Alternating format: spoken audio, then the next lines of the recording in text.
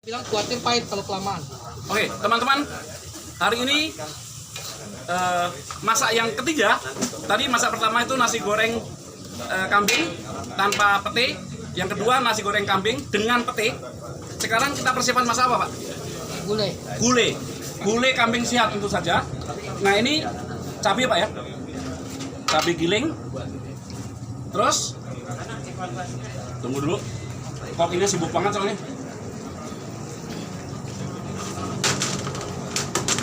Pian. Ini cabai aja. Kasih daun Bawang merah, bawang putih. Nanti karinya nanti ada ininya. Pakai kari. Tadi pakai daun jeruk, Pak ya? Pakai daun jeruk. Ini belum pakai garam, belum pakai apa ya? Ini masih cabai. Ya, jadi saya mau kasih gambaran. Nanti kita pakai timer. Begitu air mendidih, dagingnya masuk. Ya. 30 menit kita matikan, kita makan. Ya. 30 menit. Ya. Jadi biasanya kalau kita masak gulai itu biasa 3 jam.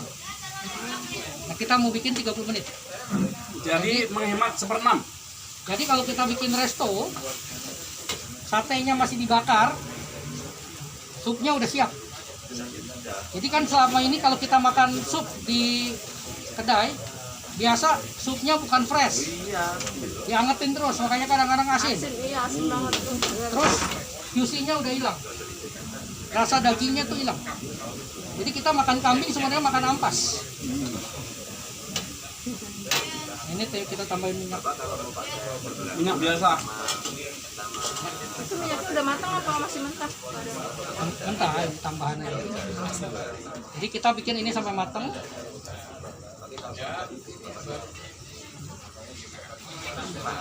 Jadi saya menghabiskan nasi goreng kambing yang pakai pete. Enak pol, coy. Oke, nanti dilanjutkan nanti. Bumbu karinya 3 sendok kita pakai. Bumbu karinya 3 sendok. Nanti bumbu kari kita siapkan nanti. Kalau memang ada yang mau pesen. Iya. Ini wangi sekali. Baunya terasa di Turki, di India. Korek api aja. Coba dulu dipancing. Wanginya luar biasa nih. Kari ya, Pak, kari. Kari bantah. Gulai apa kari? Enggak, bumbu kari. Itunya korek api aja. Apa kuri ya? Kuri. Kari. Masuk. Jadi berapa? Ya, ini jadi bumbunya. Setelah matang, kita tunggu air mendidih. Setelah mendidih, baru ini masuk. Baru nanti masuk ini cabai, ya, Serai semua. Apalagi, Pak? Laos, ya. Laos, pandan, Ya, nanti tomat, ya. ada tomat, Ya, nanti kita masukkan. ya. Ambil itu. Lalu setelah itu kita masukin kentang. Pecah kentang, Nanti kita ada telur bebek telur bebek, sehat. sehat ya, kita masukkan. Baru setelah mendidih, baru daging masuk. Oh, mendidih dulu, baru daging masuk ya. Nah, daging masuk 30 menit. 30 menit, Nanti saya pakai timer, pakai timer ya. kita tes, kita makan. Tujuan daripada presentasi ini adalah ya, kita membuat Bapak Ibu ya, Hei, dengerin dulu, Kita kesini buat belajar ini. saya kepengen tujuan kita berletih-letih datang jauh-jauh ke sini adalah menyamakan persepsi bahwa usaha ini bisa kita kelola sendiri dari A sampai Z. Ya. Saya tidak akan mentolerir untuk usaha kerjasama. Saya tidak akan menyetujui usaha, saya mau jadi peternak aja. Saat belum jadi, dinamis. Begitu udah laku, omsetnya udah gede, karena kita udah tahu keuntungannya berapa, maka akan saling menekan. Oh, ini kan jasa saya, marketingnya jago. Maka Dia peternak. merasa paling. Tetapi kalau kita dari A sampai Z kita kelola sendiri, maka kita bertanggung jawab pada diri sendiri, usaha sendiri, untung sendiri. Karena sebenarnya ya, yang disebut konglomerasi terjadi itu karena demikian, supaya bisa terkontrol semua. Ya. Itu nggak salah, itu yang betul usaha. Justru kalau usaha yang seperti sekarang, peternak, ada pedagang, supplier, terus baru ke User. seperti gini laka-laka ya, seperti informasi dari Mas gitu. Dia jual kambing batibul bawah 3 bulan. Ya. Kalau orang mau masukin kambing ke dia, daging kambing, itu dibayarnya nota 3 ditahan, baru nota keempat dibayar. Jadi 3 nota ditahan. Kejam nggak? Itulah orang kalau udah punya merek, udah punya brand. Dan saya muak. Muak bukan saya marah sama mereka, itu urusan mereka. Kita bikin sendiri. Kita bangun usaha kita dari hulu sampai hilir yang fair. Pegawai kita digaji yang bagus, jangan ditekan karena untungnya gede. Maka usaha ini bisa sejahtera. Sekarang usaha ya, coba ya. Contoh aja, ternak ayam. Bagaimana kita peternak ayam, kita yang pelihara tuh ayam, kita yang jagain nyawanya ayam. Terus begitu panen, harga ditentukan market. Nggak fair. Mati nggak? Ya. Sedangkan harusnya regulasi itu dipegang sama pemerintah. Contoh Malaysia begitu pelihara ayam, kita udah tahu dijualnya berapa. Dan fluktuasinya nggak ada. Sehingga harga ayam di pasar selalu 7 ringgit, 7,5 ringgit. Stabil. Kalau ada yang jual 8 ringgit, dilaporin ke pemerintah. Keuntungannya kegedean katanya. Dan pemerintah bisa datang langsung ditutup dan didenda. Dendanya nggak kecil, 50.000 ringgit, hampir 200 juta. Nah di Indonesia kita ini berperang sendiri. Makanya dengan konsep sekarang saya buat seperti ini, ya, saya kepengen ya, kita semua merdeka pada usaha kita sendiri. Saya nggak perlu dibayar fee. Saya bimbing tidak perlu bayar fee, tidak perlu ada bagi keuntungan atau apa, nggak ada. Bapak bisa untung, Bapak bisa berbagi sama sesama, Bapak bisa bangun usaha dengan sehat, itu buat saya udah upah, buat saya udah happy. Jadi sekarang ya kita bangun usaha sendiri, jangan berpikir bahwa saya mau ambil yang paling gampang aja. Lagi baru mulai semua oke. Saya dulu sama kawan saya baru mulai, oke, saya modalin, pokoknya yang penting Pak David jalanin, karena belum ada duitnya. 3 tahun pertama belum ada duitnya. Begitu saya handle, saya pegang, omset langsung miliaran, langsung matanya blorok keluar. Langsung dia bilang, saya pengen tahu apa isinya. Enak aja saya bilang. Perjanjiannya you nggak perlu tahu. Kenapa you sekarang pengen tahu? Kalau you pengen tahu berarti saya udah nggak punya hak eksklusif lagi. Ya kan? Oke, kalau gitu saya nggak butuh kamu, saya dipenjarain. Aset saya 100M berupa produk. Di pengadilan bagaimanapun tetap kalah, karena pengadilan bisa dibayar. Itu fakta.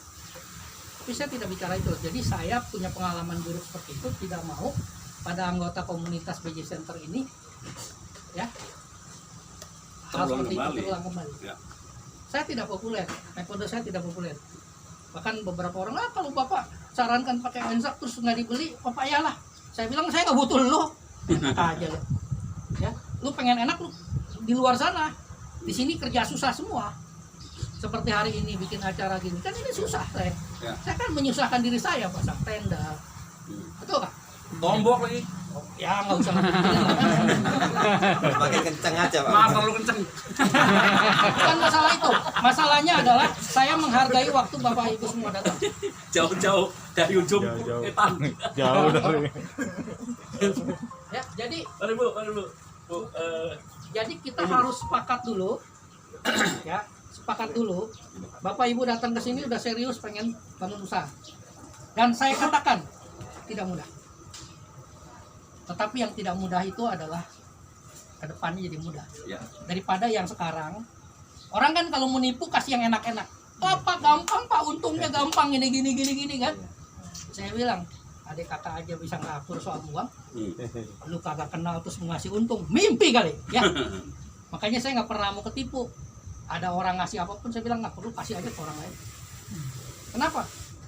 Nggak kenal nggak apa mau ngasih hadiah, bullshit lah. Ya.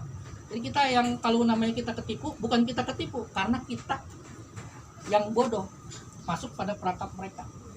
Jadi yang sekarang saya mau masuk ini, ya, saya pengen dari konsep hari ini bahwa daging kambing dimasak oleh seorang awam, bukan ahli masak. Ya, tadi potong sate juga, potongnya juga asal potong. Ya, tetapi yang saya mau sampaikan adalah bahwa Bapak Ibu juga bisa. Bumbunya nggak aneh-aneh. Ya, standar banget. Biasa kalau kambing tuh pakai jinten, pakai ini, pakai itu, dan segala macam. Kita mau betul-betul kasih contoh. Ini loh, bahwa masak kambing sehat bisa. Bayangkan kita usaha, ya kalau kita nih sekarang pelihara kambing atau domba, begitu panen kita jual ke tengkulak bilang harga sekian, udah jelas rugi. Udah gitu dia bilang bayarnya nanti 1 minggu. Ya, nah coba kita kelola. Kita yang tadinya bilang saya mau pelihara 200 ekor, ya nggak usah pelihara 50 ekor dulu. Yang sisa uangnya itu dipakai buat bikin warung masak makan. Bikin sate, panggil tukang sate, pegawai sate bikin ini, ayam, bakar sate apa semua, suruh aja mereka yang kerja. Kita yang owner. Kita perhatikan dari pelihara, ya, sampaikan disembelih, sampaikan disajikan. Nah itu tugas kita. Tugas kita yang melakukan itu semua. Sama duit masuk ke kantong kita, bukan ke kantong orang. Nah 1 ekor kambing atau domba dengan berat kurang lebih 15 kilo itu bisa mendapatkan uang paling tidak minimum 3-4 juta. Kenapa? Jadi sate, ya, jeroannya jadi gulai, ya, tulang-tulangnya jadi sup, ya, terus dagingnya dari gulai jadi apa? Nasi goreng, bisa jadi tongseng, terus kita bisa bikin tengkleng kalau yang di kepala, bagian kepala semua. Jadi tidak ada yang kebuang. Kalau mau rajin lagi, kulitnya kita bikin kerupuk kulit. Semua bisa jadi uang. Masalahnya kita sudah terpaku pada konsep yang baku. Peternak, dikuasai tengkulak, dikuasai tukang sate, terus yang untung tukang sate, yang untung tengkulak, yang buntung peternak. Ya kan? Coba lihat peternak, semua miskin. Maaf ya, ngarit tiap hari. Saya kalau ngobrol ke situ tukang ini, waduh Pak, pagi ngarit, iya. Punya berapa ekor? Wah, titipan 7 ekor. Semangat aja nggak ada. Kenapa? Udah tahu nggak ada untungnya. Cuma buat nyambung hidup. Bagaimana usaha buat nyambung hidup? Nah, kalau kita mau sepakati, ayo bangun usaha masing-masing. Saya siap mendampingin. Saya siap kasih kayak Pak Awitnya mau mulai. Ya, nanti saya akan mentoring. Ya kan? Tukang masak ya nggak usah tukang masak yang jago. Tukang masaknya bisa. Jangan sekarang nih ya, terbukti dengan adanya COVID, terbukti bahwa usaha besar itu semua nggak sehat. Yang bangkrut semua perusahaan besar. UMKM nggak apa-apa. Kenapa nggak gaji pegawai? Saya di saat COVID, saya justru growth-nya tinggi. Kenapa? Saya bikin produk yang dipercaya sama orang buat anti COVID. Makanya saya berani bikin acara ini. Gitu. Ya. Udah jadi orang lain nih berbanding terbalik. Ya. Orang lain kesulitan makan, kami kesulitan waktu. Nah, kenapa? Saya udah rintis 25 tahun. Dan saya dari dulu udah bilang, saya kalau punya usaha nggak mau punya saingan. Sampai hari ini saya nggak punya saingan. Harga seenak saya aja saya bikin. Ya. NSAK tuh harga apa? NC Pro tuh harga paling murah. Kenapa yang masukin produk saya di atas 200? Tapi kenapa yang asli jual murah? Karena saya kepengen orang semua bisa beli. Karena saya bukan ahli dalam memanipulasi. Produk palsunya Pak David berapa sekarang? 250? 250 ada. 250. Produknya Pak David hanya 150. Selisih 1. Ya. Jadi maksud saya adalah ya, siapa sih yang kepengen kaya? Semua orang mau.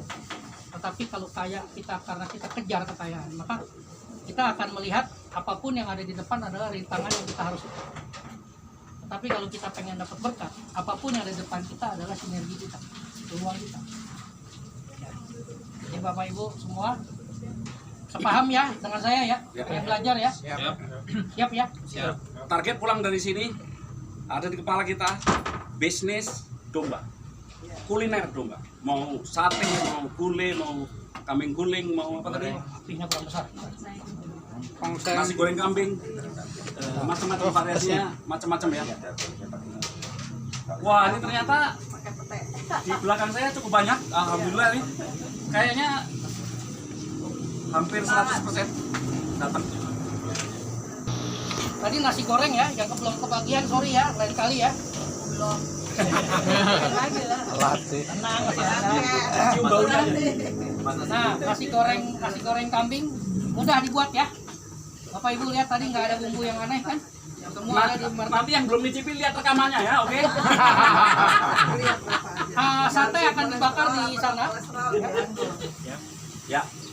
Oke, Ibu Bapak yang baru datang, mohon maaf kita sudah mulai tadi.